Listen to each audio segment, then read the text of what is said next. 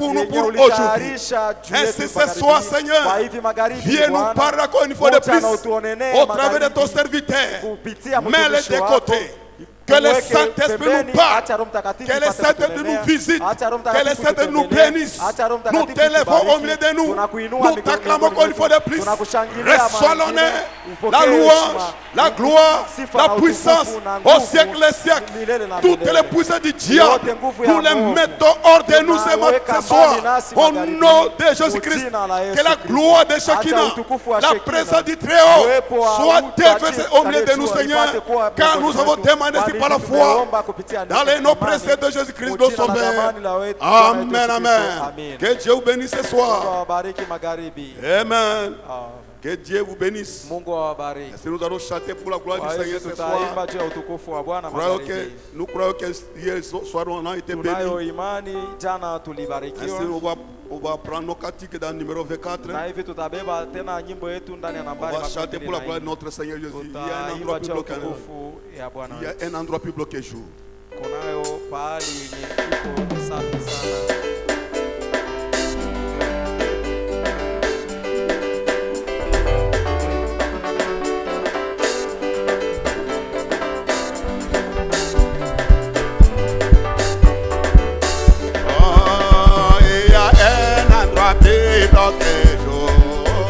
Et par la voix nous pouvons les voir. Dans les peines nous attendent sur les chemins pour nous préparer là un palais chaque béton. La douce, oh, nous nous rencontrerons si c'est rêve. Donnant nos douces, nous nous rencontrerons si c'est chaque béton.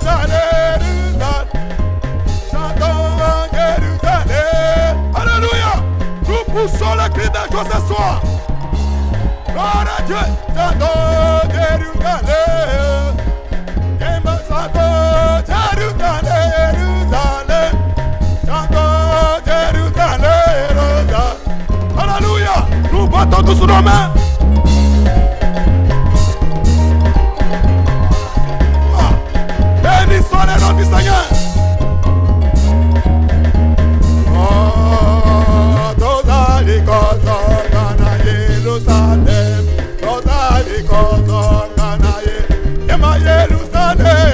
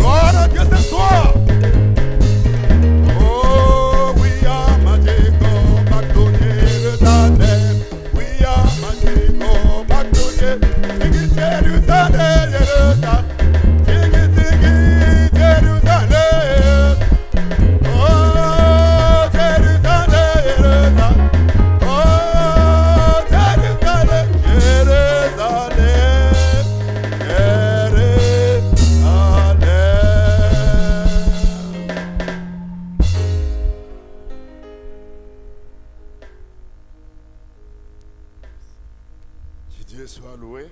Jina la Bwana libarikiwe. Dieu bénisse richement Mungu au nom de awabariki Jésus-Christ. mu jina la Yesu Nous Kristo. acclamons le Seigneur ce Tunamshangilia soir. Bwana magharibi.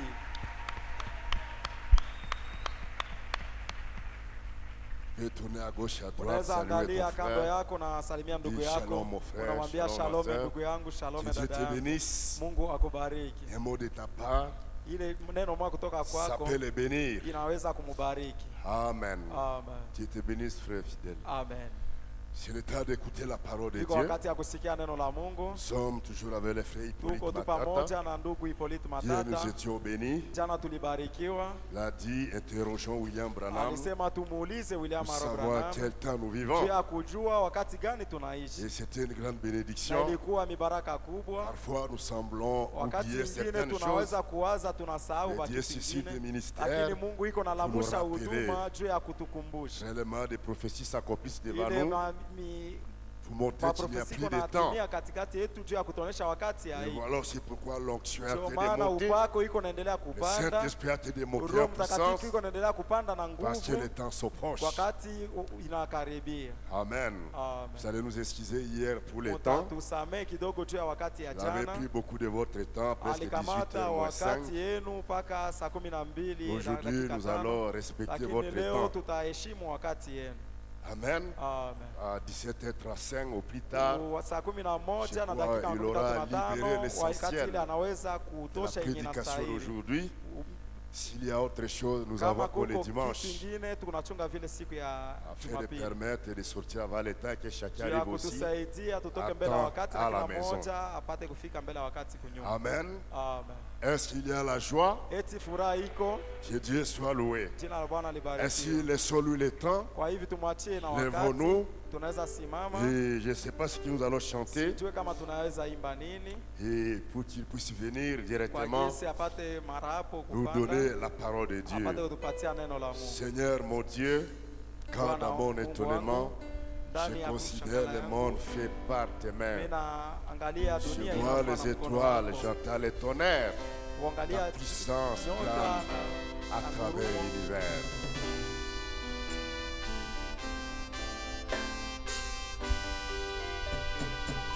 Seigneur mon Dieu, Chantons ensemble.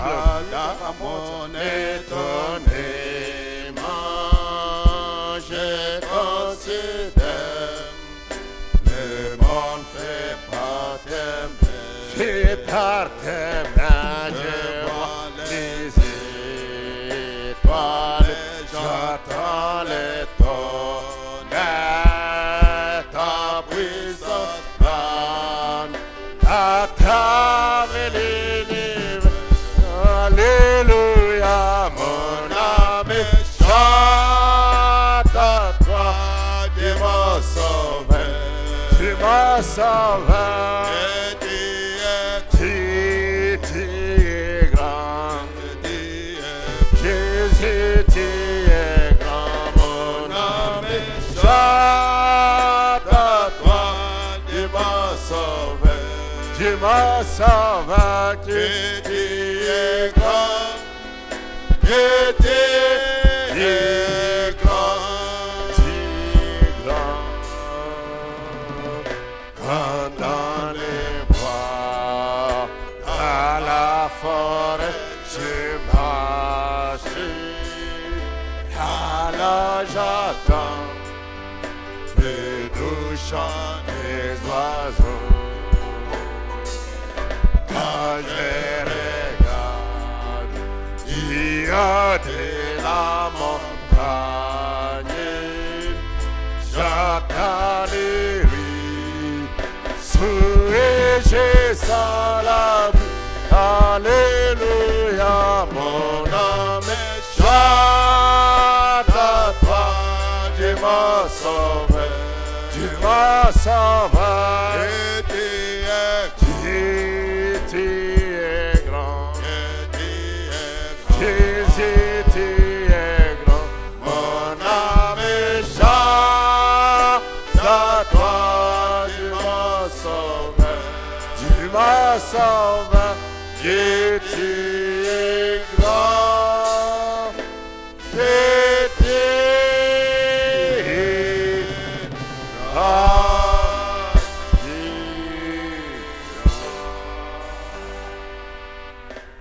Acclamons pour Jésus. Tushangilie Yesu.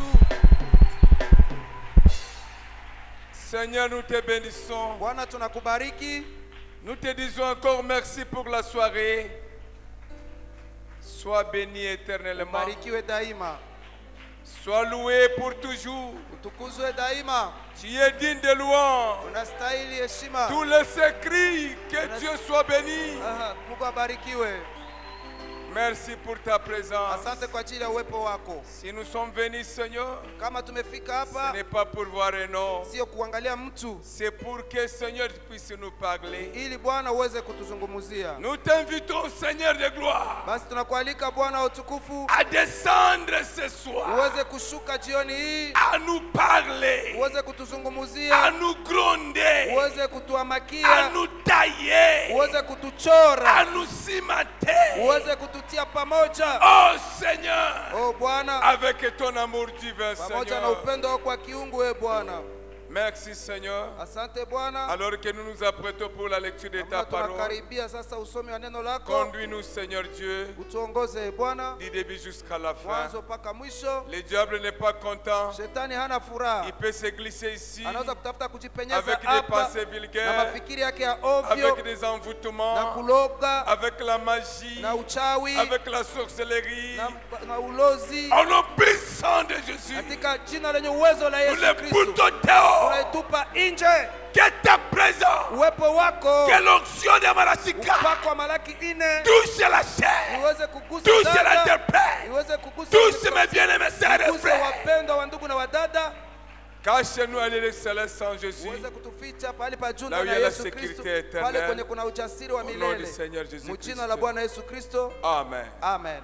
Pendant que nous sommes debout, Wakati tunapokuwa tungali wima, lisons directement la parole de Dieu. tusome papo hapo neno la Mungu. Nous sommes dans le livre de Daniel. Tuko ndani ya kitabu cha Danieli, Daniel chapitre 9. Danieli sura yake ya 9. On nous lit directement le verset 3.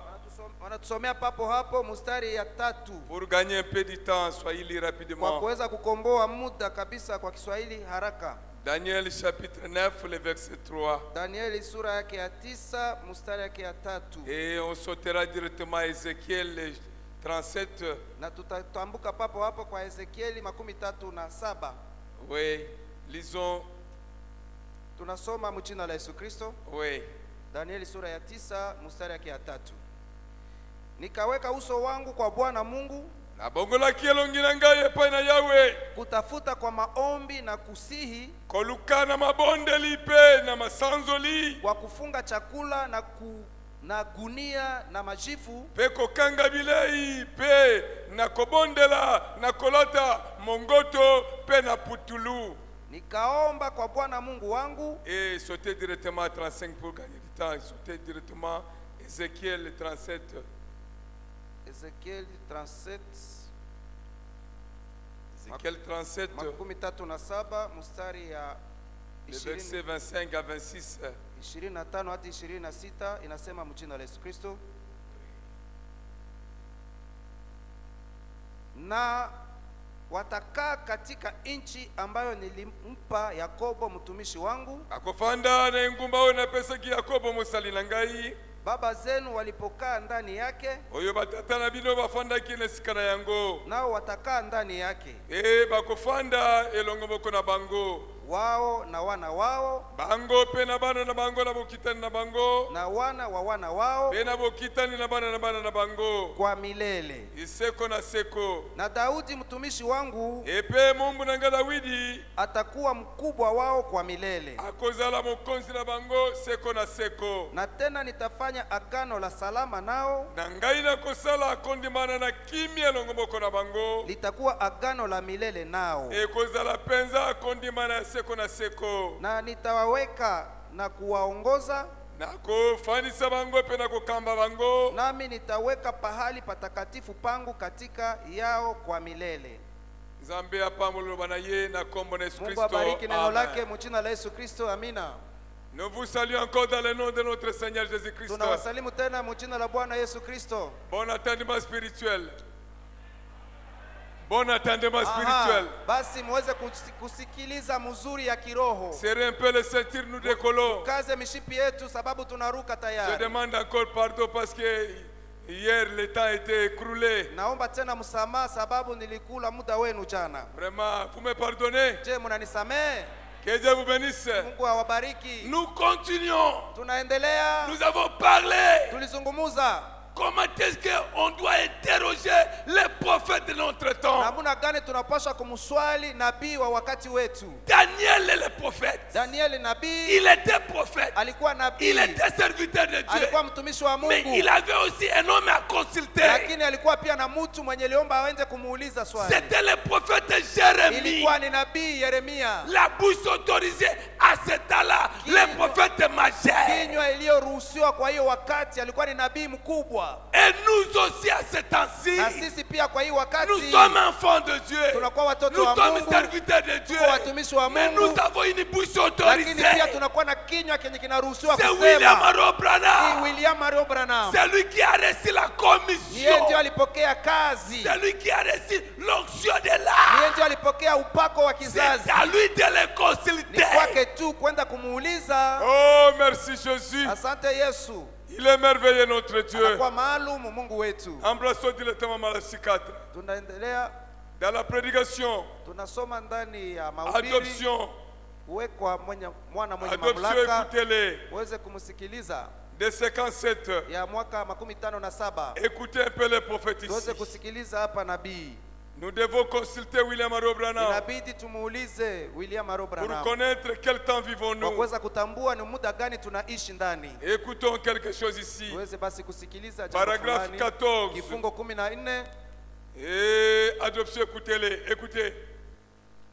Paragraphe 14. Kifungo 14. Sommes-nous ensemble? Je, tuko pamoja? Nous décollons. Tunaruka sasa. Il dit, Anasema juste avant de venir à la réunion, kabla tu kuja hapa kwenye makutano je lisais le livre de Daniel. nilikuwa nikisoma kitabu cha Danieli. Et j'ai l'intention de prendre un jour comme un réveil complet. Na mimi nakuwa na haja ya kuweza kukamata siku moja ikuwe uamsho kamilifu.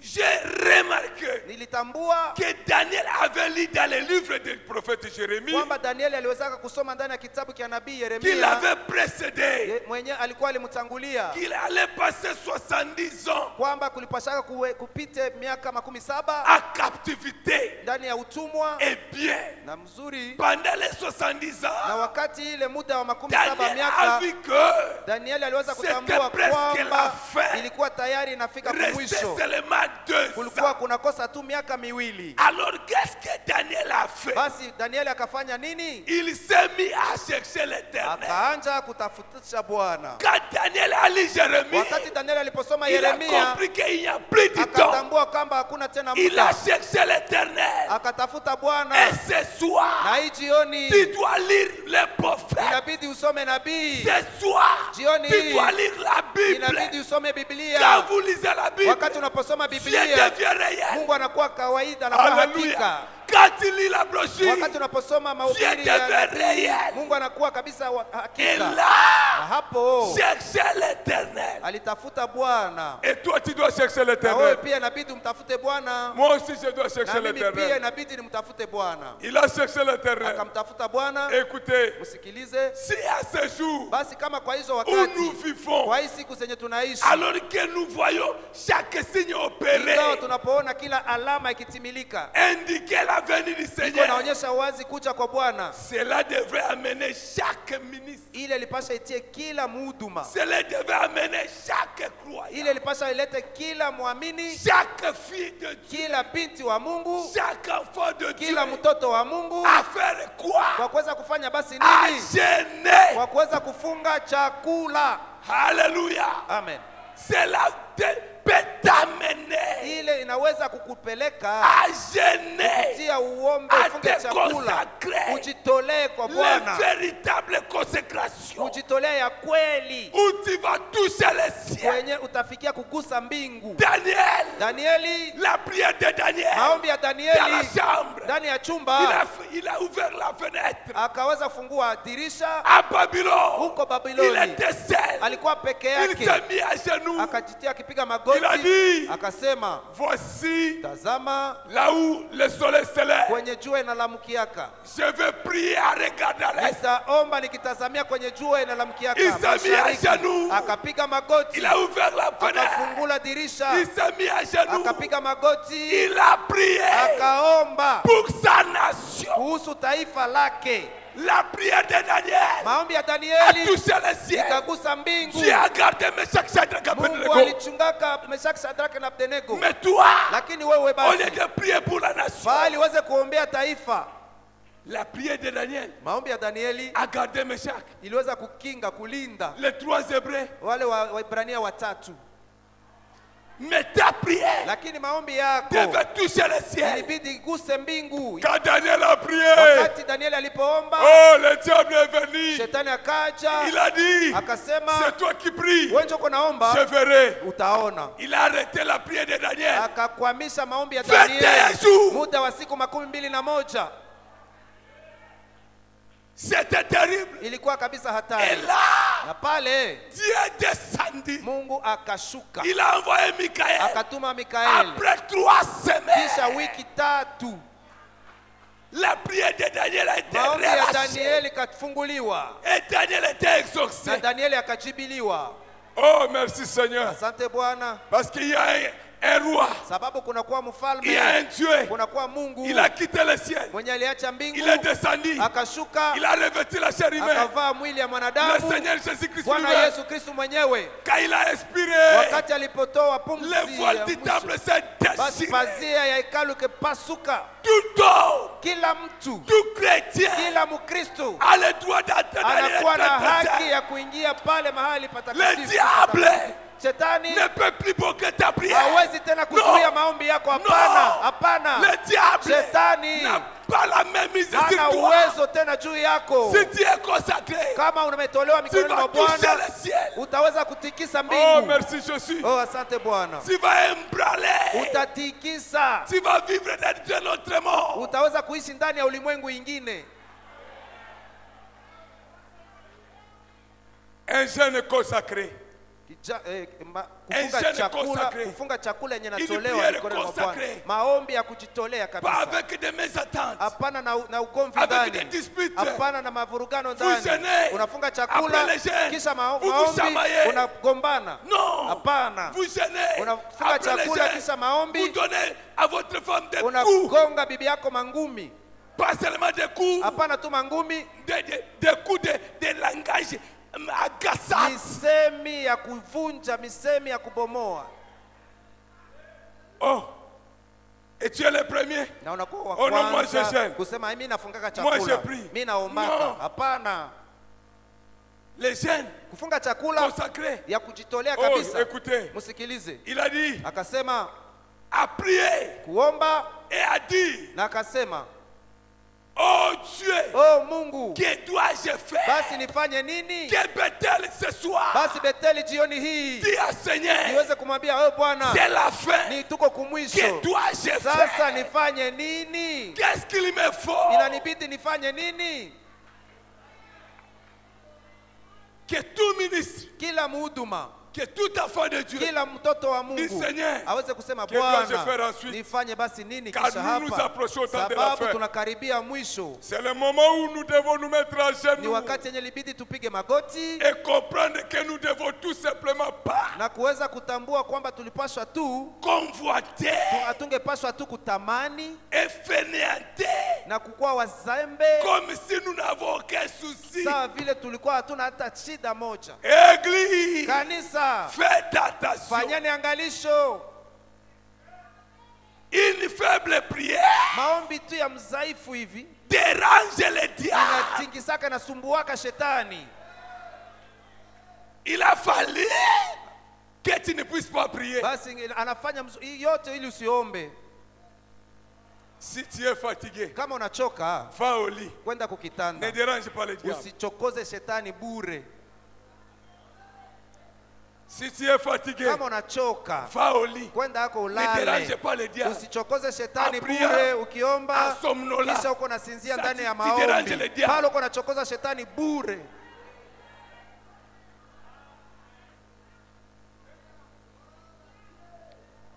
Écoutez, Sikilizeni, ne soyez pas fainéants. musikuwa wazembe. Nous avons des fainéants Tunakuwa na wazembe spirituels. wa kiroho. Les gens ne peuvent pas Watu wenyewe se waombake, mettre à hawawezi genoux. weza kupiga magoti. Les véritables.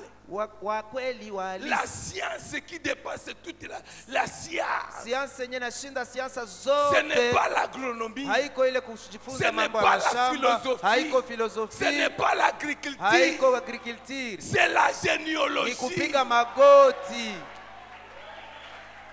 Oui. Ndio Tu es docteur. Tu es umepewa, licencié. uko daktari, uko Mais tu ne connais pas la lisansie, généalogie. lakini haujue kupiga magoti. La science qui donne les enfants. Siansa yenyewe naletaka watoto, La science qui bénit. masomo yenye nabarikiaka, La science qui élève. masomo yenye C'est la nainuaka, ni généalogie. kupiga magoti. Mais tu ne connais Lakini pas wewe uijue. comment est-ce que Dieu va Sasa namna gani t'élever. Mungu atakuinua? C'est dont nous avons Yenye besoin. C'est tunahitaji d'être là. ni kukuwa pale Si les enfants kama d'Ismaël watoto wa Ismaeli cherchent wanakuwa un signe wiko sur leur natafuta front alama kuhusu par la kunyuso force. yao na kingufu, kukwaruza sura chini. à combien plus fort Basi mara les ngapi fils d'Isaac, watoto wa Isaka, les fils de la promesse. watoto wa ahadi?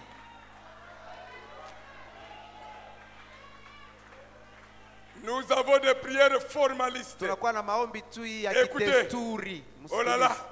les gens sont devenus des fainéants, Watu wamekuwa wazembe, comme si ils n'avaient pas aucun souci. saa vile walikuwa hawana hata shida fulani. Nous venons à notre aise. Tunakuwa tuko hivi bila shida. Nous allons à Hatujali. l'église Tunaenda comme kanisani ça devait être kama là. saa vile ingelikuwa tu kawaida. Non, Hapana, normalement, kwa kweli des choses qui se produisent aujourd'hui, mambo yenyewe napitikana leo de telles que ingeliweza fikia les secousses de tremblement kitingize na kutetemesha de la terre, ya dunia. même les plantes tombent sur les murs, Hata hiyo mambo iko naanguka kuikuta, les immeubles tombent, manyumba kubwa kubwa ziko na C'est poromoka, cool. ziko naanguka zinaporomoka. voyez-vous, Munaona, ainsi de suite. na hivyo Cela devait nous amener ile ilipaswa itufikishie à comprendre que la venue du tuweze Seigneur est kutambua kwamba proche. kuja kwa Bwana kunakaribia.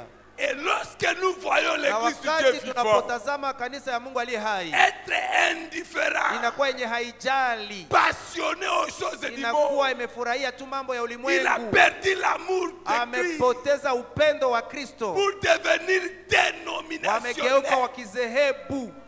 Aujourd'hui, Leo hii l'église a perdu kanisa sa imepoteza force. nguvu zake, L'église devient kanisa dénominationnelle. imegeuka kizehebu. La prière du matin, Maombi ya la prière du asubuhi, soir. maombi ya magharibi, Ça, c'est le catholicisme. ile ni ukatolika bwana. L'église est devenue dénominationnelle. Kanisa imegeuka kizehebu, Dénominationnelle. zehebu kabisa. Écoutez. Tusikilize, Avec des barrières et des wanakuwa na barrières mipaka na mipaka dans l'église. ndani ya kanisa yao, Et le reste au milieu de nous, na miongoni mwao yenye cela kubaki devait être des bornes kilométriques inakuwa sasa hiyo vizuizi ya pour nous faire kilomita comprendre que kwa nous sommes kuweza à kututambulisha la fin de la route. kwamba ile tunafika kumwisho ya Non, barabara. ici chez nous, Hapa kwetu non, hapana, nous on ne croit pas ça. sisi hatuamini. Ici chez nous, Hapa kwetu, ici chez nous, hapa des kwetu barrières et des mipaka barrières. na mipaka, vizuizo na vizuizo. L'église du Dieu vivant. Kanisa ya Mungu aliye hai, Oh, le prophète va loin. nabii anaenda mbali Il y a aussi un akisema autre signe kunakuwa alama montrant ingine que c'est la yenye fin. kunaonyesha kwamba tuko kumwisho. Regardez les églises. Mutazame tu makanisa, Regardez les églises. mutazame tu makanisa, Écoutez, msikilize, écoutez. sikilizeni. Oh, merci Jésus. Asante Yesu. Jésus-Christ le même hier, aujourd'hui, Yesu Kristo éternellement. yule jana, leo na hata milele. La prédication du prophète, Mahubiri ya nabii prêché à 55. iliyohubiriwa kwa mwaka 55. Jésus-Christ le même hier, aujourd'hui, Yesu Kristo éternellement. yule jana, leo hata milele, Prêché à 55. iliyohubiriwa kwa mwaka Paragraphe 45. 1957. Oh, merci Seigneur. Kifungo Nous devons 15. interroger Branham. Tunabidi Pour tumswali connaître Branham quel temps vivons-nous. kwa kuweza kutambua kama tunaishi ni wakati gani, Quel temps vivons-nous, ni Église? wakati gani ndio tunaishi Écoutez, ndani. paragraphe 45. Tusikilize kifungo Eh bien, 15. Vema, les Écritures, maandiko je crois naamini à un passage kwa andiko fulani déclarant que yenye nasema wazi les kwamba démons tremblent mapepo zinatetemeka quand les plus faibles des saints wakati mwenye anakuwa mdhaifu katikati ya se met watakatifu à genoux. anapiga magoti. Dis-moi, je suis faible. Uniambie basi mimi niko dhaifu. Je suis faible. Sema niko dhaifu. Les Écritures disent maandiko les inasema plus faibles mwenye ko dhaifu quand il se met à kabisa genoux, wakati anapopiga les magoti démons tremblent. mapepo mchafu zinatetemeka. Si tu es faible, Basi kama uko tu mdhaifu te mets à genoux. ukipiga magoti Le sida doit trembler. sida inabidi Le itetemeke, cancer doit trembler. kanseri inabidi La maladie itetemeke, doit trembler. malali inapaswa itetemeke, magonjwa Le diable itetemeke. vient te dire, Shetani anakuja ne kukwambia signifie pas la parole. wewe Tu hauishi es hata neno, uko faible. mdhaifu. Dis-lui, Umwambie je suis faible. niko Mais il y a mdhaifu, quelqu'un qui est fort. lakini kuna mwenyeko una nguvu Que moi je porte. yenye mimi niko Le naye, Seigneur Jésus. Bwana Yesu Kristo. Quand les plus faibles des Wakati saints mdhaifu katikati ya watakatifu se met à genoux, anapiga les magoti, démons tremblent. mapepo mchafu zinatetemeka. Mais toi, Lakini wewe Tu as peur du diable. unaogopaka ko shetani. Sere lo banasemaka kumulozi. Balobaka ndeko mwasi wana azandoki. Frère lo banasemaka kumulozi. Ndeko wana balobaka azandoki. Niko naomba tu Nazobondela kaka. Mungu sijue kama Mungu atatenda. Na ebite soki nzambe akosala. Les plus faibles. Mwenye ko mdhaifu Fait kabisa trembler la fête. anatetemesha kuzimu. Écoutez. Msikilize. Quelle puissance Uwezo gani et quel privilège na fadhili gani ont été donnés à l'église des zenye vivants. zilizopewa kwa kanisa ya Mungu aliye hai. Quand vous vous agenouillez Wakati mnapopiga magoti dans la prière, ndani ya maombi, même les démons hata mapepo mchafu tremblent devant les plus faibles. zinatetemeka mbele ya ule Parmi aliyekuwa eux. dhaifu miongoni mwao. Passez-y, Kwa sababu muweze mufikirie hiyo bandu, passez-y. Qui muifikirie. êtes-vous? Sasa nyinyi mko wanani? Tu peux être faible. Unaweza kuwa hata Une mdhaifu. simple prière Kama maombi tu ka urahisi, par la foi. kwa imani, La mort de tête est piaf. magonjwa ya kichwa inakimbia mara moja. Une simple Maombi à kidogo genoux. tu na unapiga La magoti, typhoïde est piaf. tifoide inakimbia mara moja. Mais le pauvre qui est là, Lakini shida yenye tu inakuwa t'es donné sasa, toi-même des démons. umeweza kujivalisha wewe peke mapepo mchafu, unajibebesha hazo Malali yangu ya estome na anje. maladi na ngao ya estoma C'est toi qui te donnes que malali yako. wewe njoo kuna jiletea ulobi wewe nde maladi na ngai Kutembe rhumatisme yangu ile na anje. rheumatisme na ngai wana ibandili Iko susu yako. eza ya yo solo. Tu te donnes des démons. Uko Pourquoi? unajibebesha mapepo mchafu kwa nini? Si tu es faible, Kama uko mdhaifu, mets-toi à genoux. piga magoti, Dis Seigneur, sema Bwana, assez. inachoka Dis Seigneur, inapitisha kipimo. Bwana, fini. ishie pale, C'est fini. ishie pale. C'est démon. Hii pepo mchafu Mais hii chose grave. inakuwa hatari Chose grave, église. ya hatari. Basi kanisa, Tous les prédicateurs wahubiri wote viendront. wanakuja Ils prient pour cette même maladie. wanaombea tu hiyo magonjwa moja. Uko mukristo Yoza ama uko nani? Mkristo solo toza nani? Tous les prédicateurs Wahubiri de wote Kinshasa, des wa États-Unis, kutoka Kinshasa, wa de Marekani, wa de Iziro, Mungwere, wa Mungwere, par-ci par-là. wa kutoka huko na Inyomba kule. baombe tous les témoins ya Sengeli kama komoya bonde hiyo. la pona demo moko kaka Inye wana. unasajilete yake. Oh yo si mipesi yo moko.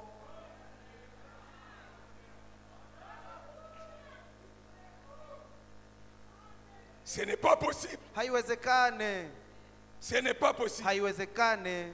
Oh là là, c'est terrible. Inakuwa kabisa hatari. Bien que je peux être faible, Ingawa mimi naweza kuwa mdhaifu, mais quand je me mets à genoux, lakini wakati napopiga magoti, le ciel doit écouter. mbingu inabidi ijibu, isikilize. Il n'y a personne qui peut arrêter ma Hakuna prière. mwenye anaweza kuzuiza maombi yangu. Non. Hapana. C'était au temps de ça de Ilikuwa ni Toro. wakati ya damu ya Mais ng'ombe pour le huko. moment, Lakini kwa le leo sang de Jésus damu ya Yesu a tout banni. imemaliza yote, Il a effrayé les chemins. imefungua njia. C'est pourquoi ce Ndio soir, sababu jioni hii cette maladie, hiyo ce magonjwa, problème, hiyo shida, il est ici. yupo hapa. Il peut frayer les chemins. anaweza kufungua tena njia Si tu crois, kama ukiamini. écoutez le prophète. Tusikilize nabii. Dans la prédication, ndani ya mahubiri, l'expectative kujingojelea et la conduite de l'esprit. na kuongozwa kwa Roho. Paragraphe 10. Kifungo 10 Il dit quelque chose ici. anasema kitu fulani hapa. L'expectative. Kujingojelea, Paragraphe 10. kifungo 10, Quelque chose de merveilleux ici. jambo fulani ya maalum iko hapa. Oh, merci Seigneur. Asante Bwana. Nous sommes à la fin. Tunakuwa mwisho. Paragraphe 10. Kifungo 10. Écoutez ceci. Msikilize hii. Il dit, anasema, je crois que naamini kwamba toute la guérison vient de Dieu. Uponyaji wote natokana na Mungu. La guérison ne vient pas. Uponyaji haitokane na waganga. Non. Hapana. Les médecins ne guérissent pas. Waganga hawaponyeshake. L'homme ne guérit pas. Mtu aponyeshake. C'est Dieu qui guérit. Mungu ndiye anaponya. Haleluya. Je ne condamne pas les hôpitaux. Si hukumu mahospitali, hapana. Je ne condamne pas les médecins. Si hukumu waganga, hapana. C'est Dieu qui nous a c'est Dieu qui nous les a donnés. Ni Mungu ndiye aliwatupatia. Il les a donné l'intelligence. Na anawapatia hiyo akili. Pour sauver la pauvre humanité. Waweze kusaidia watu wenye kusumbuka. Je suis très reconnaissant pour eux. Wenye kutambua kabisa kwa ajili yao. Lakini je suis reconnaissant. Nakuwa kabisa mwenye kushukuru. Pour le vaccin de notre frère Solk. Kuhusu anniversaire. Chanjo. Kuhusu le vaccin de notre frère Solk. Chanjo ya ndugu yetu Solk. La pénicilline de polio. Ile ya polio. Vous voyez? Munaona? Oh, c'est bien. Ni mzuri. C'est bien. Ni mzuri. Oh là là. Oh, j'ai pris Dieu. Naomba Mungu qui puisse lui donner l'intelligence. Aweze kumpatia akili. De maîtriser aussi le cancer. Kwa kuweza hata hiyo kansa. Et les autres maladies. Na magonjwa mengine yote. Mais écoutons. Lakini tusikilize. Si jamais cela arrive. Basi kama ikafika. La guérison. Uponyaji. De cancer. Ya kansa. Et d'autres maladies. Magonjwa zingine zote. Cela devait venir à Ile inapaswa njoo kutokana na Mungu tu peke yake. La guérison de sida, uponyaji wa sida, de cancer, ya kansa, ce n'est pas les médecins, haiko waganga, c'est Dieu ni Mungu pekee.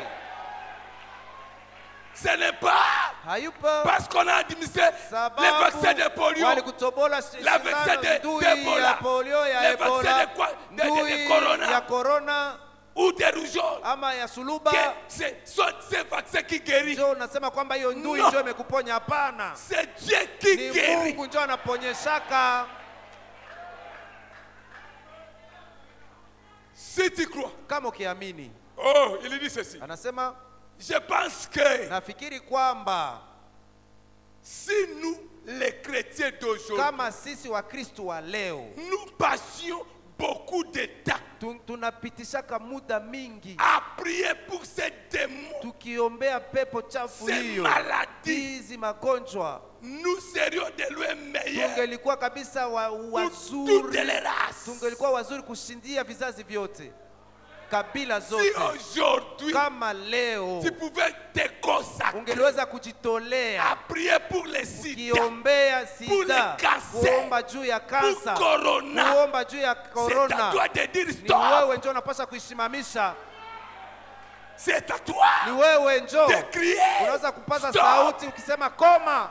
Tu n'y passes pas le temps de vous consacrer pour ces démons-là. Juu ya hiyo mapepo mchafu. Non, le pasteur a déjà prié. Basi mchungaji alishaomba, inaenea.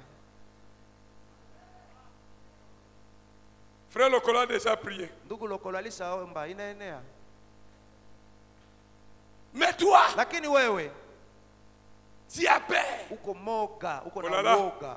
Il dit, anasema, par mon ministère, kupitia huduma yangu, par le ministère, kupitia huduma de ces ministres, ya hawa wa huduma, Jésus vient, Yesu iko nakuja, et visitera les gens, na atatembelea watu, et par leur foi, na kupitia imani yao, Dieu est censé, Mungu analazimishwa d'accomplir, kutimiza, de les guérir, kuwaponya, de les bénir, kuwabariki. Oh, Branham écrit, Branham anapaza sauti, il dit, j'aime cela. Anasema napenda hayo.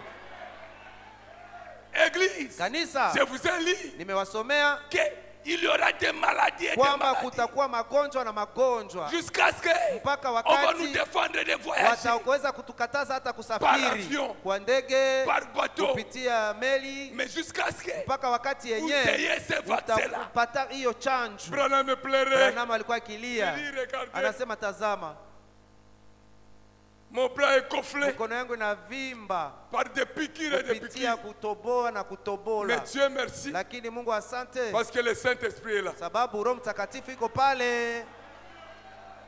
Dieu merci, Asante Mungu parce que le Saint-Esprit est là. sababu Roho Mtakatifu yupo. Écoutez les prophètes. Tusikilize nabii. Paragraphe 4. Kifungo 4.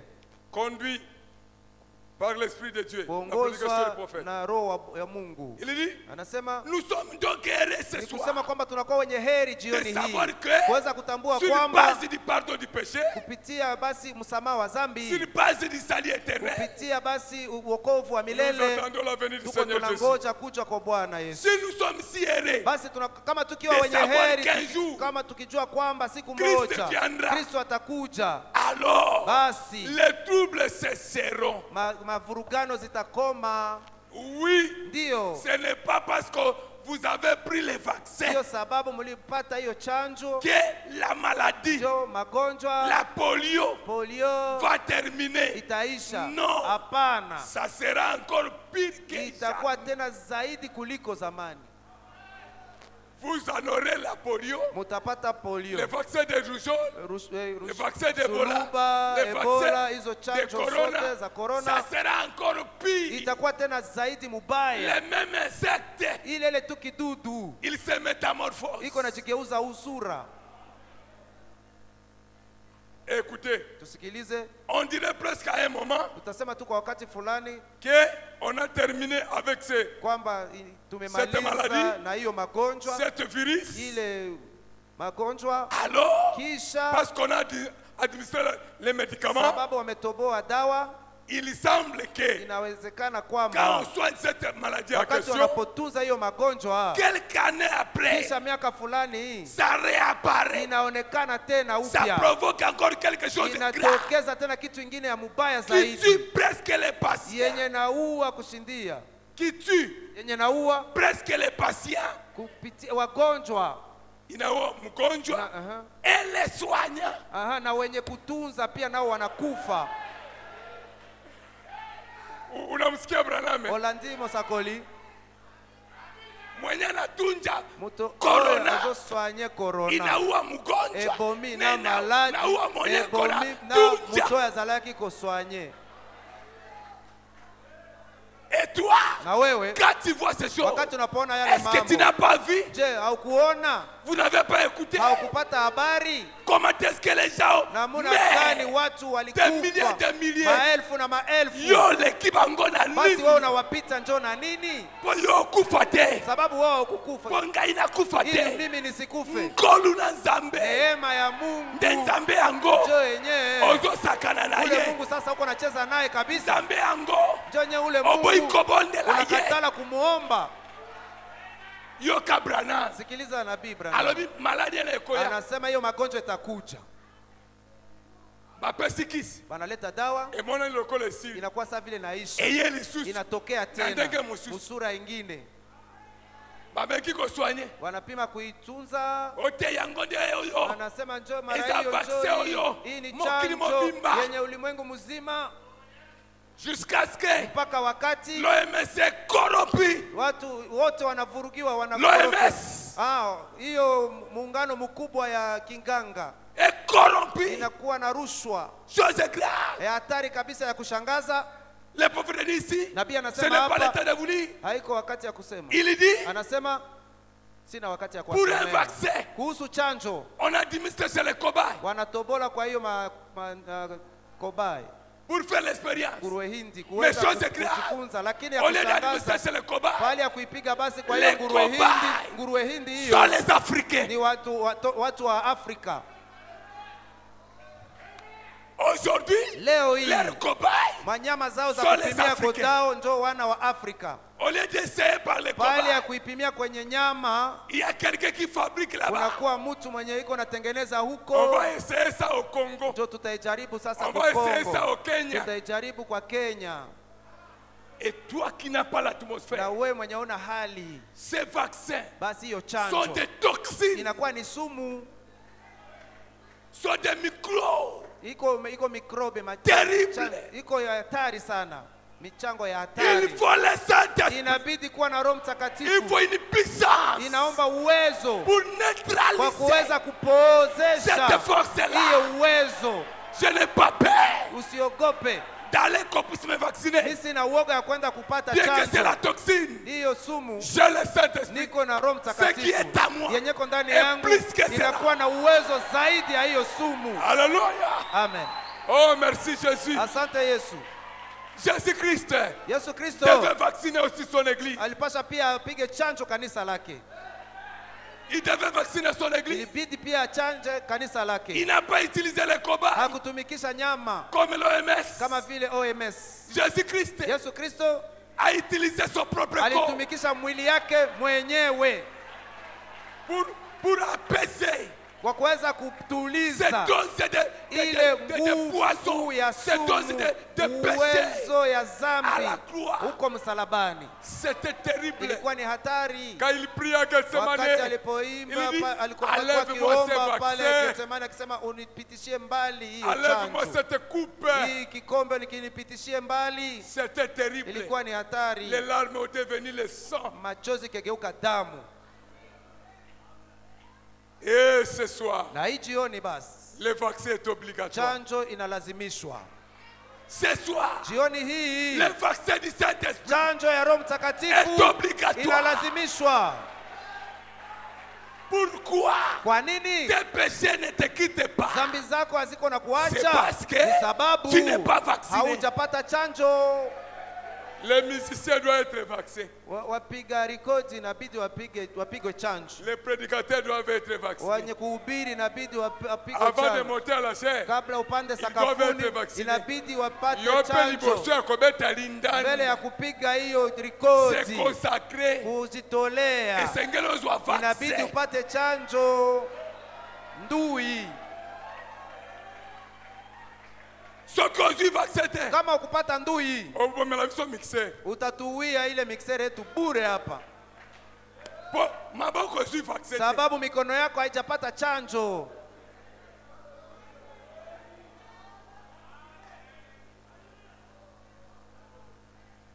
Oh, merci Jésus. Asante Yesu. Écoutez encore. Tusikilize tena. Dieu est merveilleux. Mungu yu maalum. Dans la prédication, Ndani ya à mahubiri l'église de Laodicée, kizazi ya kanisa ya il Laodikia dit quelque chose de merveilleux. anasema kitu fulani hapa ya maalum. Oh, merci Seigneur. Asante Bwana. Écoutez quelque chose de merveilleux. Tusikilize jambo fulani ya maalum hapa. Et page 315. Ukarasa 315 Il dit, anasema je vais maintenant vite église. naenda haraka kanisa. Toutes mes prophéties, Kila unabii zangu zote, aucune vision hakuna hata ono moja était fausse. yenye ilikuwa ya uongo. Tout ce que Dieu m'a Yote parlé, yenye Mungu sont amenizungumzia accomplis. imetimilika, et chacune d'elles na kila moja est yayo en train de s'accomplir iko maintenant. natimilika sasa. Vous connaissez. Munajua vizuri. Je saute un peu. Je saute. Au milieu. Katikati Il dit, anasema, voyez-vous, mnaona l'automobile en forme d'un bulle gari yenye nafanana na bili ya mviringo s'est accompli. imetimilika, N'est-ce pas? sivyo? Oh, les femmes sont après, à peu près nues. Wanawake wiko karibu uchi, C'est accompli. imetimilika. Vous ne voyez pas? Je, hamuko mnaiona? Ils mettent les maillots, Wiko wanatia mamario. les maillots de bain. Aha, wanavala mamayo de bain. C'est leur habit. Njo mavazi yao. C'est accompli. Imetimilika. Un jour, Siku moja je suis allé dans un magasin. nikaenda kwenye duka fulani, Oh, dans un magasin, pardon. ndani ya duka J'ai vu la robe que j'ai vue en affaire. nikaona kanzu yenye nilionaka kuzimuni. C'est pourquoi, Ndio sababu faites attention. fanyeni angalisho. Tamaa inakupita. Aha, lokoso elekio Oh, robe ile. elamba wana robe wana. Branham aliona robe moya. Branham Kuzimu. amona ki na lifelo elamba netio wana Amoni yango na magasin. akaiona kwenye duka. Liboso ya kolate Basi kabla lamba. uvale vazi, Bondela. ombaka Mungu Obondela kate. au ombake yako. Ndetangolati. Wakati sasa njoo unaivala, Milimo ekotelio. mapepo mchafu na kuingilia. La robe chère. Aha. Cette robe chère. Hii kanzu iko ya bei kali, C'est $150. iko dola 150, iko dola La 250. veste est à $150. Koti yangu hii ya 150. viens, Wakati les wissions déjà fait unapokuja leur travail. wababu pale wafanye kazi yao, Tu vas encore repousser d'abord. balishafanya tayari kazi yao, wamepanguza kiti, lakini wewe wakati unafika nao unaanza tena panguza. Auparavant, Kwa mbele tu venais te mettre à genoux. ulikuwa kanakuja kupiga magoti Comme hapa. tu t'es habillé à Basi super. namuna umevala super, Tu vas prier. unaomba tu mikono juu unashimama wima. Mambo ya kupiga magoti naisha. C'est pourquoi Ndio sababu il y a des démons qui te pourchassent. kwa mapepo mchafu iko nafatana na wewe. Mukololati ya lambone Siku yenyewe unavala ile nguo ile yenye haina bei kabisa, trop spirituel. unakuwa kabisa wa kiroho. Mais mukoloana. Lakini siku Olingata mwana apusa. hautapenda hata mtoto akuguse akusogelee hivi.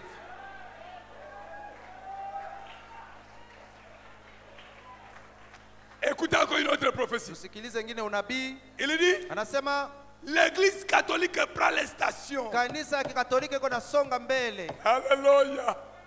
L'église catholique Kanisa ya Katolika inakuwa sabuyoka. iko na komala mbio mbio. Ça prend les stations Iko na komala mbio. dans tous les quartiers. Mkila kota. CV. Aha, shirika.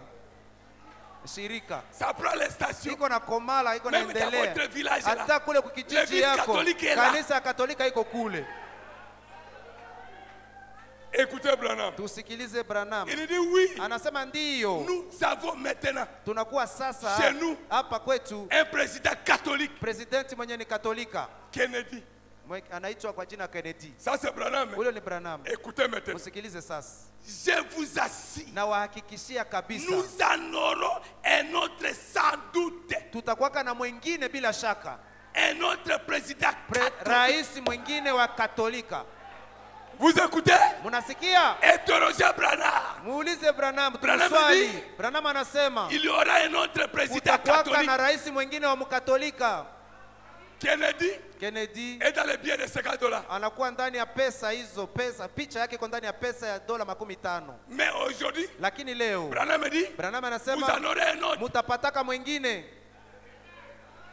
Depuis que la papauté Wakati yenye upapa Katolika est dans sa papauté, inakuwa ndani ya upapa deux wake présidents catholiques, wa rais mbili tayari wa Kennedy. Katolika. Kennedy les plus mauvais, mubaya zaidi, comme Akab. sawa vile na Ahab. Et aujourd'hui, Na leo Joe Biden, Joe Biden catholique. Mkatolika pia. Huku nafanya nini? Yo zosala nde nini kasi? Branham alisema Branham alobaki c'est à 54. ezalaki na 54. Mais aujourd'hui 2021, Lakini leo kwa mwaka 2021 Mkatolika il mwingine va coopérer ataweza kutumika avec Rome. na Roma. Atapatana, atasikilizana na Roma. Je ne suis pas là, il n'y a pas de temps. Siko pale, muda iko kidogo. Qu'est-ce que tu fais? Sasa uko nafanya nini? Nous sommes à la fin. Tuko kumwisho. Branham va plus loin. Branham anaenda zaidi Il akisema, dit, anasema les bébés qui crient fort. mtoto mwenye analiaka sana, Sa maman prête l'attention. mama yake anakuwa iko namsikiliza wakati yote, iko nachungana naye. Mtoto mwenye aliaki Mwana oyo alelaka te atamwacha wakoki otika ye anaenda kuntipe. okeiti na ndibe.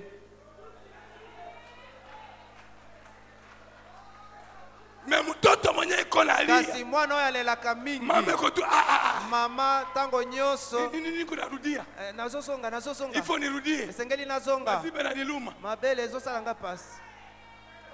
La mère règle. Mama Tai, La mère El Shaddai. Mama El Shaddai, Ma belle vimbi. maziba ina muvimba, Ole la basi kate. hauli yake Obonde la kate. hauombake, Osenga kate. hauli Oko ya nuna hausali, mandegeni. basi utajibiliwa namuna gani?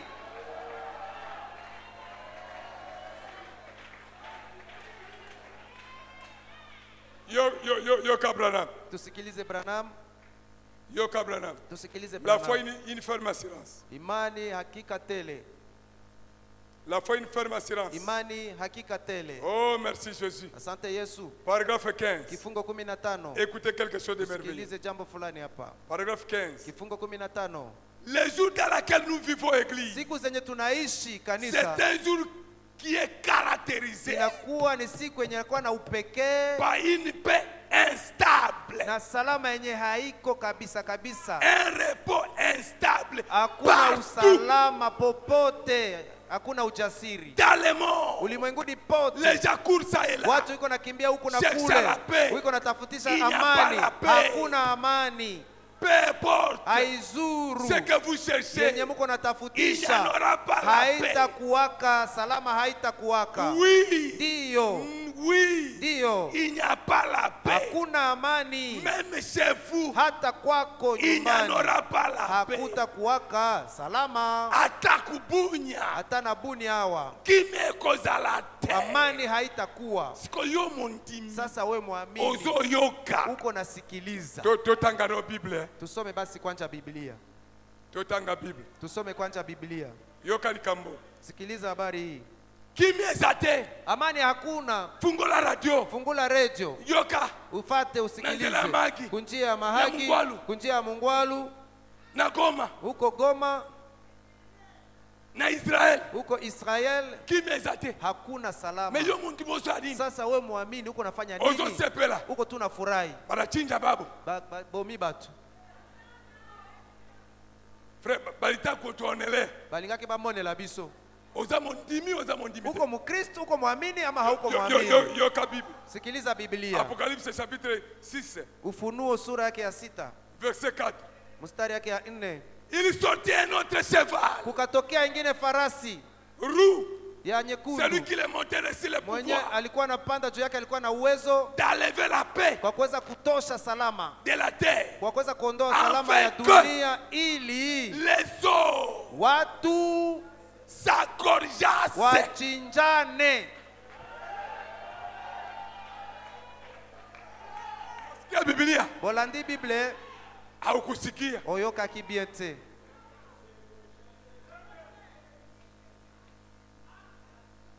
Il sortit un autre cheval, Kukatokea ingine roux, farasi nyekundu. celui qui les montait Mwenye alikuwa juu reçut le yake pouvoir akapata d'enlever la mamlaka paix sur la ya terre. kuondoa salama ulimwenguni, Afin que les eaux ili watu s'engorgeassent. wachinjane Les wamoja na wengine.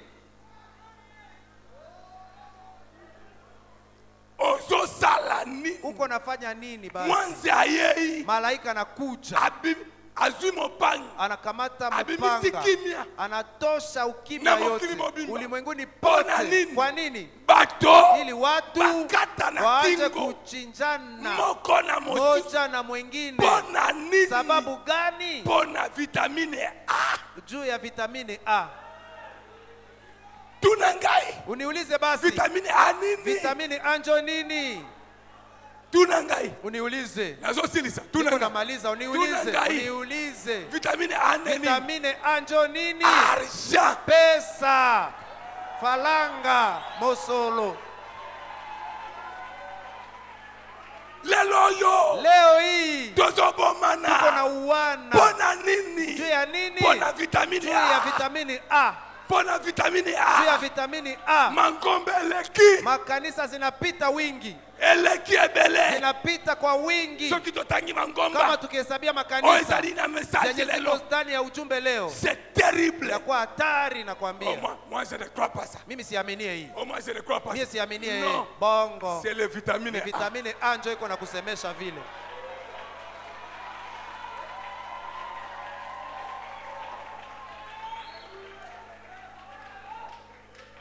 Remarquez. Tambueni Les tueries à Beni. mauaji huko Les Beni, tueries Mau- à Boka ici. mauaji hapa Boga, À Goma. Goma. Les frères. Bandugu Ozo mituna. huko najiuliza, Bazo bomana pona iko nini? nafia njo nini Mwanzi bandugu? asakiti. Malaika alishashuka, Alongoli kimya. ameondoa usalama.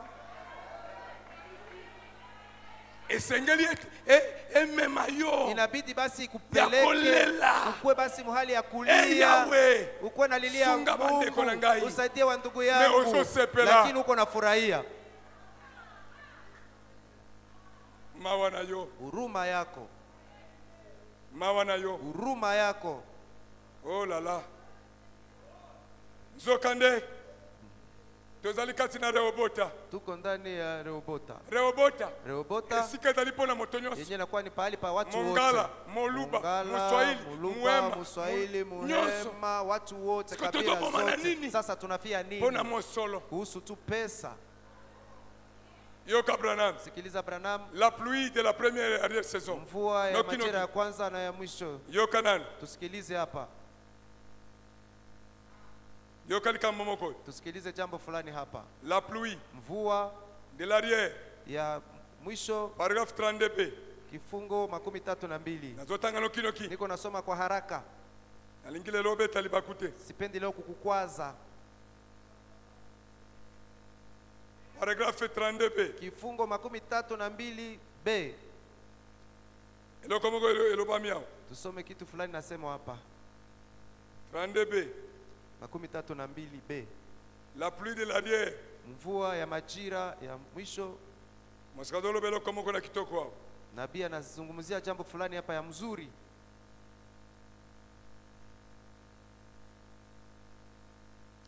Tukutangana sima tutanga ide semo mala. Tutasoma ile yenye tusoma kwa njia ile wakati.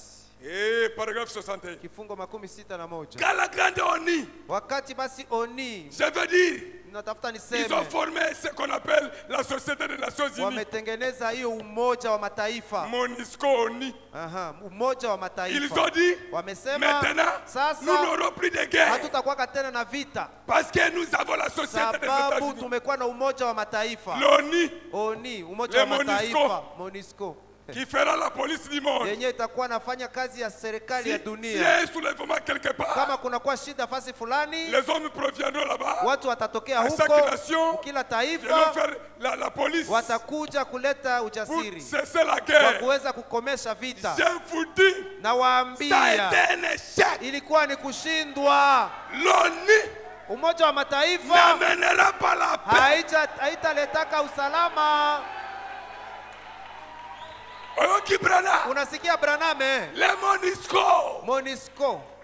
La Nations Unies. Umoja wa mataifa. N'amènera pas la paix. Hazitaingizaka amani. Natang. Nisome. Zela natangelo. Ngoja nikusomee.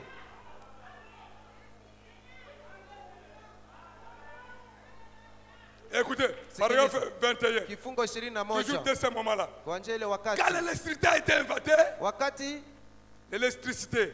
Umeme iliweza kuundwa. C'est ma dernière citation. Inakuwa kusoma ango ya mwisho. S'il vous plaît, honorable, ma dernière citation.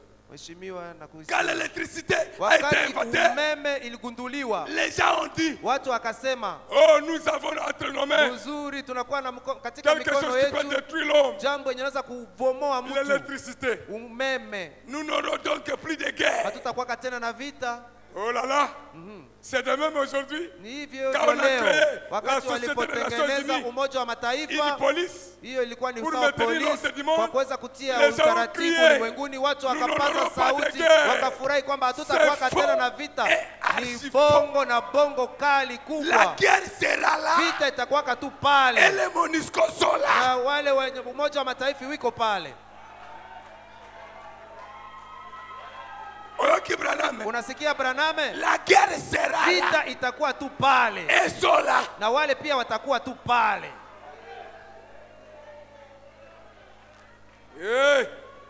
Oh.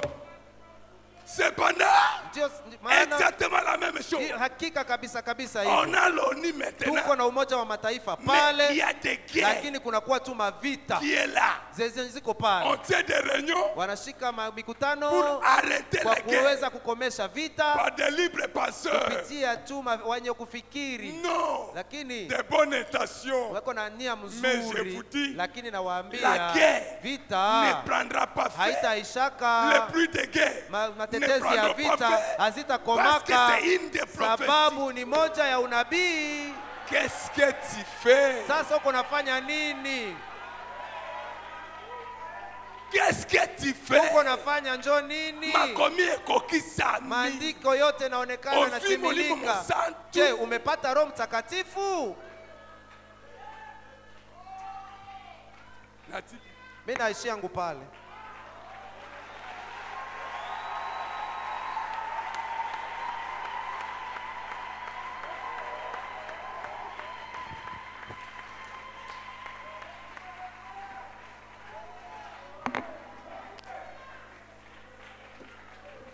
Que Dieu vous bénisse.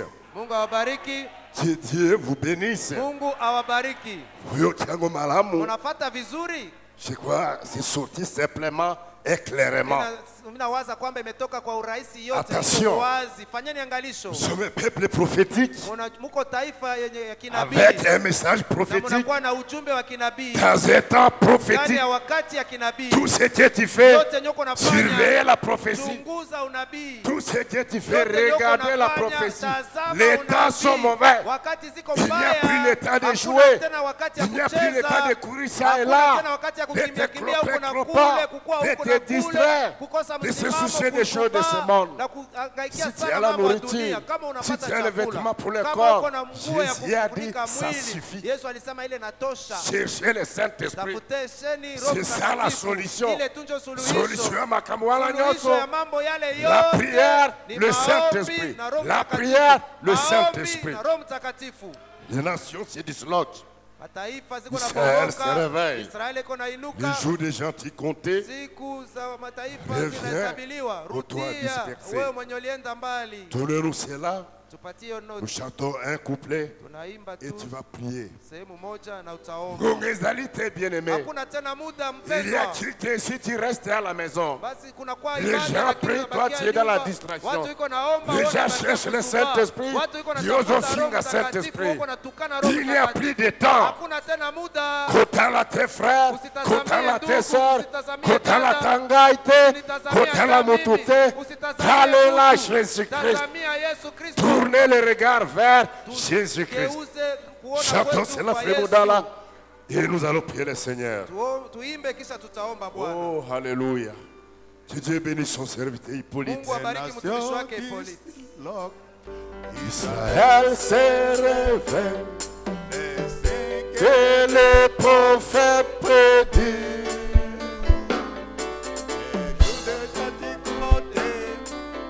Comme sera l'éternité. Et comme il pénètre, le jour de la rédemption est proche. Il n'y a plus de temps.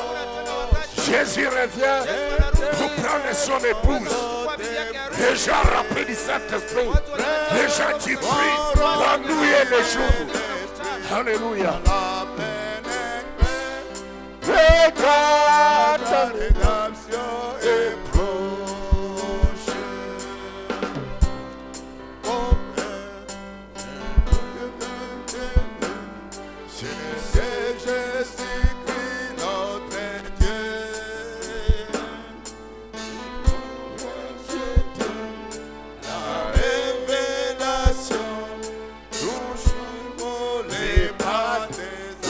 Les pas des apôtres et des prophètes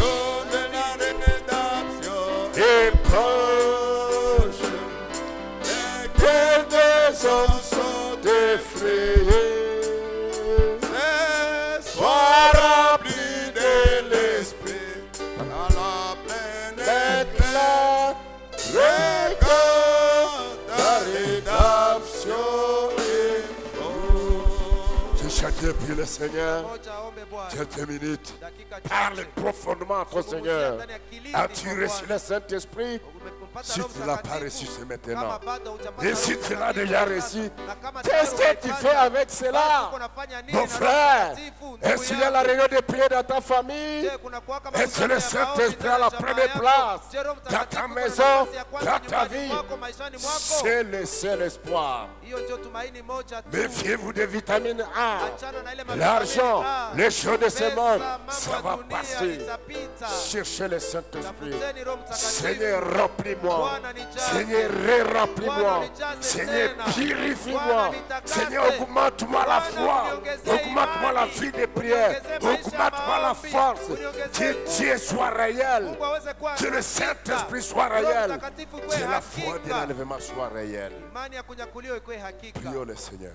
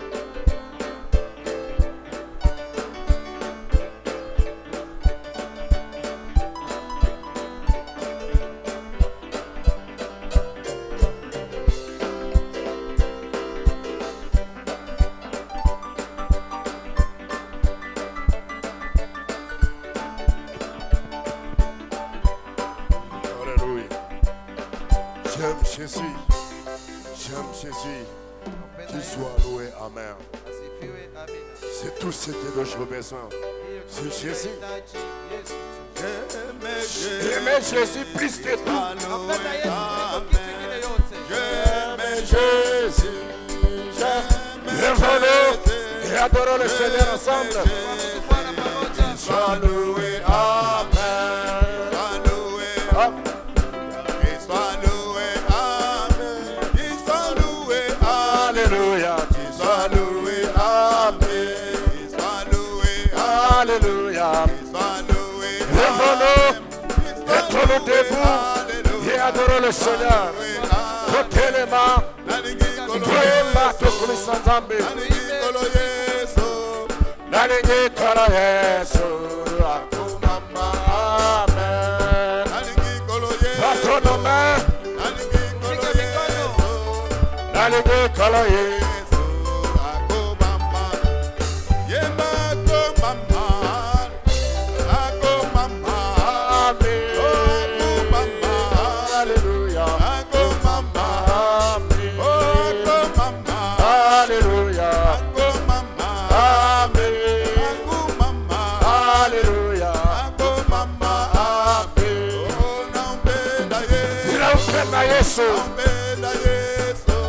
Il est ma vie, il est le tout en tout.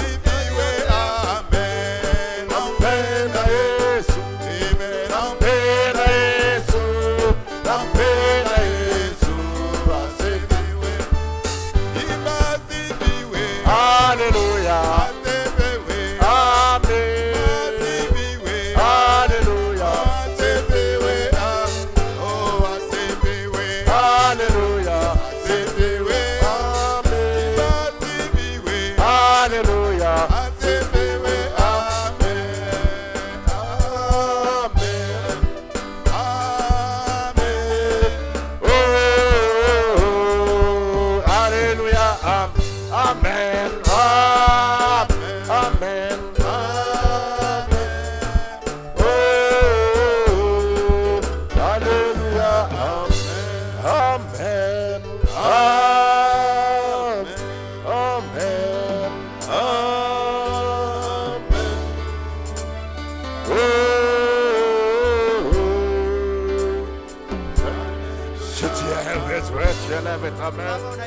Nous allons faire une courte prière.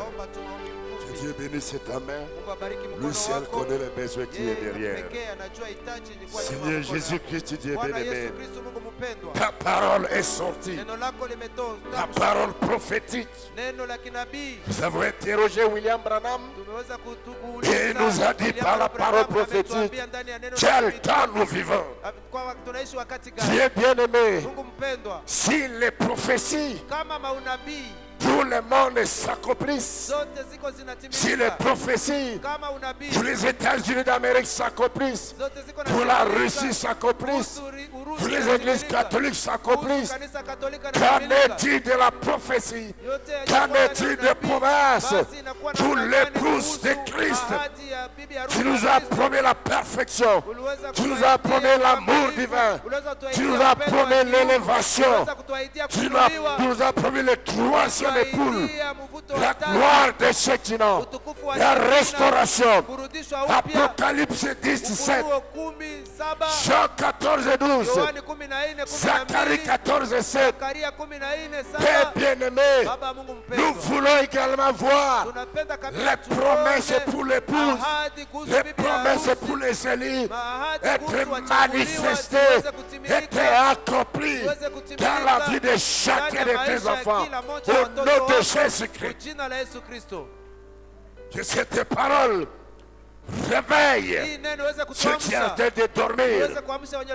Au nom de Jésus-Christ, nous chassons les démons de paresse, de formalisme, de fainéantisme, de distraction, d'embrouillement, les soucis de la vie, les convoitises des choses de ce monde, les lourdeurs, le péché, la rétrogradation, l'incrédulité. Sortez des morts, sortez Au nom de Jésus-Christ. Quittez la vie des enfants de Dieu. Allez tomber dans le séjour de la mort. Au nom de Jésus-Christ. Seigneur, nous demandons un remplissement du Saint-Esprit. Remplis nos cœurs. Remplis nos âmes. Remplis nos esprits. Du feu du Saint-Esprit. Nos maisons, nos familles soient remplies de feu de réveil, de la vie de prière, de jeûne et de consécration, de sanctification pour neutraliser les démons, pour neutraliser les péchés, neutraliser la maladie, neutraliser les toxines. Les temps sont mauvais. Les guerres ne finiront pas. Aujourd'hui ou demain, les Nations Unies ne donneront pas la paix. Père bien-aimé, à qui irons-nous? À qui irons-nous? Nous tournons nos regards vers toi, Seigneur. Alors qu'il y a que des élus qui doivent être sauvés. Recevoir le Saint-Esprit. Aie pitié de nous. Donne la paix dans notre province. Donne la paix dans notre pays. Pour que les élus qui doivent être sauvés puisse recevoir cet évangile et recevoir le Saint-Esprit. Bénis tes serviteurs qui prêchent l'évangile. Oh Dieu bien-aimé, jusqu'à récupérer les derniers élus. Bénis Frère Hippolyte Matata pour l'inspiration. Bénis le ministère. Remplis-le du Saint-Esprit. Utilise-le encore davantage. Au nom de Jésus-Christ, augmente l'onction, augmente l'inspiration pour interpeller ton peuple. Au nom de Jésus-Christ, bénis sa chère épouse, bénis ses enfants, bénis sa famille, bénis chaque frère, chaque soeur ici présent. Au nom de Jésus-Christ, chaque demande qui est derrière ses mains, exauce-les, Seigneur. Bénis notre pasteur et tous les offices de Bethel Tabernacle. Bénis tous tes serviteurs. Bénis notre frère Daniel qui a interprété la prédication. Nous t'acclamons, nous t'applaudissons, nous disons merci. Au nom de Jésus-Christ. Amen. Et Amen. Dieu soit loué et qui vous bénisse richement. Ça vaut 5 minutes. Nous allons lire ces remerciements et salutations. Et c'est quelques requêtes nous allons prier pour partir. Frère Moïse Babine vous salue au nom de Jésus-Christ. Il dit que Dieu vous bénisse richement. Le frère Fidélité Fou nous remercie le Seigneur Jésus-Christ pour sa guérison miracle. À sa faveur hier, après le culte, alors qu'il a tout les dérangé. Même le thorax se faisait mal. Après la prière de Papa Lokolo. Aujourd'hui, Martel s'est réveillé complètement guéri. Sœur Sylvie Makuta, remercie le Seigneur pour l'avoir guéri après que le pasteur ait prié pour les gens le dimanche. Et elle bénit le nom de l'Éternel. Sœur Benita Myriam, remercie le Seigneur d'avoir guéri son orteil ainsi que son doigt. La parole de connaissance le dimanche. Sœur Élisée, Bouboune, remercie Dieu pour avoir gardé la femme de son grand frère dans la paix du Seigneur. Que son nom soit loué. Frère Mathieu Lobo, remercie Dieu pour avoir délivré l'enfant de sa grande sœur qui reste chez lui, qui a été mordu par le serpent. C'était glissé dans sa bottine qu'il portait. Dieu l'a délivré du venin de ce serpent grâce à la prière de ses serviteurs ici au tabernacle. Gloire à Dieu. Ici le frère Caleb Simba, il demande la prière pour le voyage qu'il va effectuer demain à Kinshasa par la grâce de Dieu. Je crois qu'il a terminé son congé. Il retourne pour la formation. Que Dieu vous bénisse richement, frère Simba. J'allais saluer tous les bien-aimés à Kinshasa. Sœur Grâce Ngassa a une forte toux et la nausée. Sœur Espérance Bonzana demande la prière des saints pour son petit-fils qui a abandonné le chemin de l'école.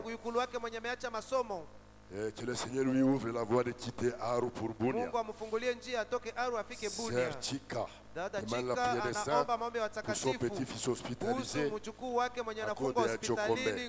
il n'a pas d'appétit. Sarah Tolota a besoin de la prière.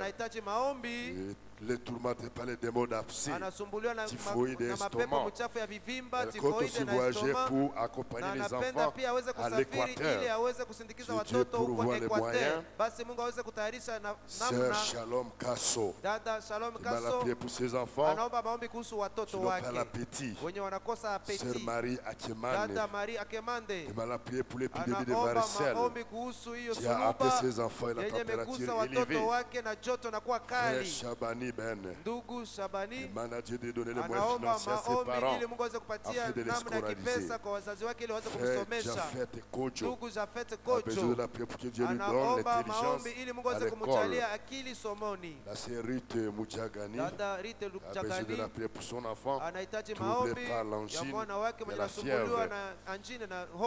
Et la sœur Élisée Ngolade, notre sœur qui a fait longtemps avec nous ici, nous informe qu'elle retourne à Kisangani le dimanche. Si tu veux la saluer ou bien la dire au revoir, vous n'avez que la journée de demain ou de samedi, car elle va retourner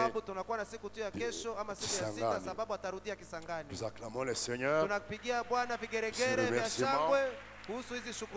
Alors que les huissiers terminent avec les offrandes, nous donnons quelques secondes à notre cher pasteur Nyembo de Mahagi de venir saluer l'église de Dieu. Et nous allons prier pour partir. Que Dieu vous bénisse, pasteur Nyembo. Karibu parmi nous. À Dieu soit la gloire. Merci beaucoup. Amen. Dieu vous bénisse, pasteur. Amen. Mungu akubariki. Nasema Mungu akubariki. Nashukuru Mungu kukuona. Natoka safari Kisangani. Nimefanya miezi miwili na posho mbili. Leo na saa 4 njoo nilifika hapa Bunia. Kama Mungu akifanya neema, kesho asubuhi mimi naendelea Mahagi. Basi Mungu akubariki. Merci beaucoup, pasteur Nyembo. Asante sana mchungaji Nyembo. Akafika Mahagi afikisha salamu zetu. Merci beaucoup, pasteur Nyembo. Asante sana mchungaji Nyembo. Utasalimu watakatifu wa Mahagi. Tutasimama kwa kuweza kuomba. Inafanya saa 12 kamili. Tutakutana hapa siku ya Mungu kwa kuweza kusikiliza tena neno la Mungu. Msikose kumwombea mchungaji. Safari ya kimisionari huko Iziro. Prions le Seigneur. Tuombe Bwana. Seigneur Jésus-Christ. Mungu Bwana Yesu Kristo. Merci beaucoup pour la fin de ce service. Asante kwa ajili ya mwisho wa ibada. Tunabarikiwa kabisa. Bénis cette parole dans nos cœurs. Ubariki neno miongoni mioyoni mwetu. Comme nous voulons sortir. Kama vile tunatafuta kuondoka. L'ange du Seigneur. Malaika wa Bwana avec chacun de nous. Pamoja na kila mmoja wetu. Chacun. Na arudishe kila mmoja et sécurité chez lui à la maison. Éloigne de notre chemin les tracasseries, les incidents malheureux, les pièges de Satan et les accidents. Que nous chassons loin de nos puissants de Jésus-Christ. Ramène-nous sur le dimanche dans une glorieuse atmosphère. Et ouais, encore puissamment ton serviteur Hippolyte Matata pour prêcher ta parole. Je pose ma main sur toutes ces requêtes de prière. Seigneur, exauce chacun d'eux au nom de Jésus-Christ. Ceux qui ont besoin de l'argent, donne-leur de l'argent pour résoudre les problèmes financiers, familiers importants et urgents au nom de Jésus-Christ. Ceux qui voyagent, protège-les, allez comme retour en paix et sécurité au nom de Jésus-Christ. Voyage avec le pasteur Nyembo, demain à Mahagi, qu'il arrive en paix et sécurité. Donne les moyens à la Sainte Sarah Tolota. Oh Dieu béni, afin d'accompagner ses enfants à l'Équateur. Tous ceux qui sont malades, peu importe la maladie, nous les déclarons tous guéris et libérés au nom puissant de Jésus-Christ. Nous chassons tous les démons qui les ont accablés Sortez démons de maladie. Quittez leur corps au nom puissant de Jésus-Christ. Nous proclamons la victoire, la santé, la prospérité, la paix. Père éternel, donne la paix dans les périphéries de Bounia, donne la paix dans notre province. Console les familles affligées. Pour ta gloire et honneur, bénis les offrandes qui ont été récoltées ce soir. Nous t'acclamons, nous t'applaudissons et nous disons merci beaucoup. Au nom de Jésus-Christ, notre Seigneur et Sauveur. Amen. La sœur Lysenja Brigitte et sa fille Céciana Brigitte nous ont informé ce matin qu'ils ont éprouvé, ils ont perdu un garçon dans la famille. Peut-être qu'ils vont enterrer demain. Si Dieu les console, au nom de Jésus-Christ, allez dans la paix du Seigneur. Shalom. Nous sommes les peuples de Dieu, nous sommes heureux, nous voyageons. Nous sommes les peuples de Dieu, nous sommes heureux, nous voyageons.